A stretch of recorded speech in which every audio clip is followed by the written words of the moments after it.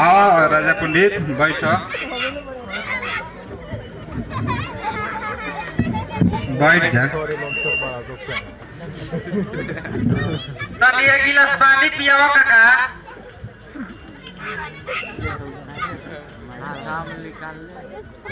अपन धर्म काहे ना सतर बचवा।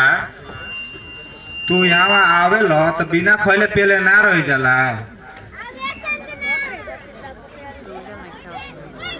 राती मत बनाओ काका, साफ साफ कह दो घर में पानी नहीं खे। अरे सुना तारू राजा पंडित नु आइल बड़न कुछ खाए पिए के लिए आवो।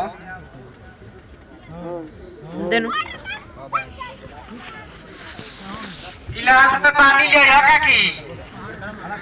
और तनी संगे मीठा ले लियो। रे मुड़िया नीचे कर।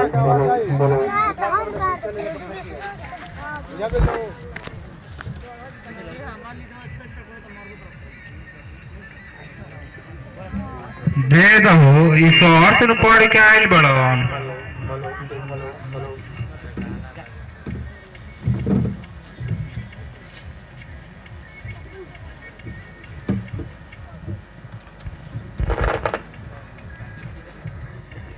अब काकी के तबीयत कैसन बा काका?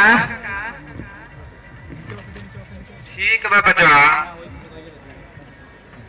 तनी कमजोर हो गइल बनी। अरे हम तो बाते बात में भुला गईनी दुखन के दवाई देवे के। अरे पानिया तो पियले जा बचवा। बस आवते बानी काका।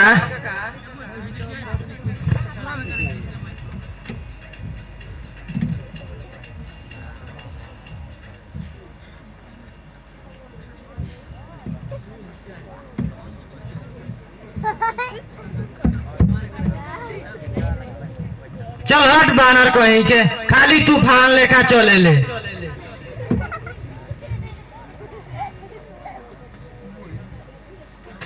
तूफान लेखा अपने आवत तोरो हमारा परवाह गत तोरो।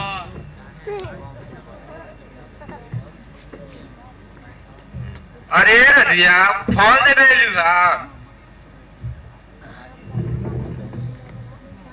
हाली से ले लो काका, हमारा पंडित राजा के घर भी जाए के बा।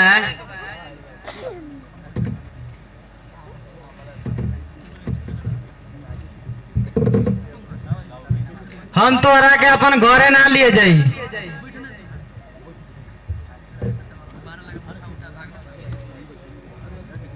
अच्छा जी, हम समझ गए कि तू ए बेरी के बे चूड़ी नहीं खेले के आइल।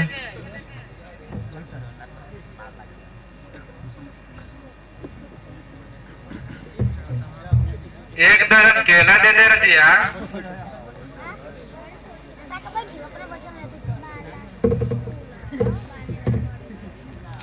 दर्जन वजन ना जाने नहीं हम काका, किलो में बात करो।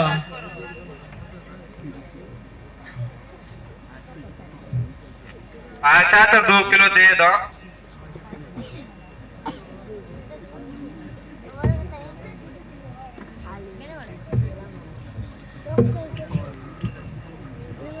पैसा तो अभी नहीं के रजिया।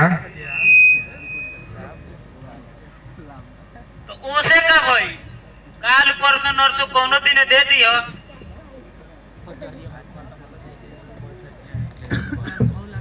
अच्छा तो चलो घरे, काका से कहतन कि उधार बाटत फिरती है।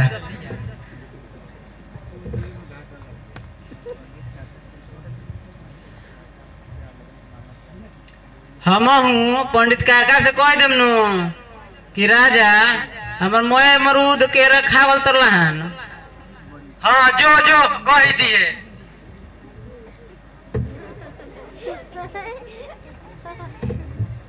तो जा तू कह दियो, हमरा केहू से डर नहीं खेला को।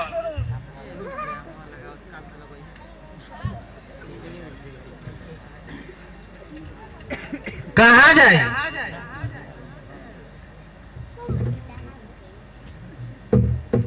हो बगीचवा में चले के।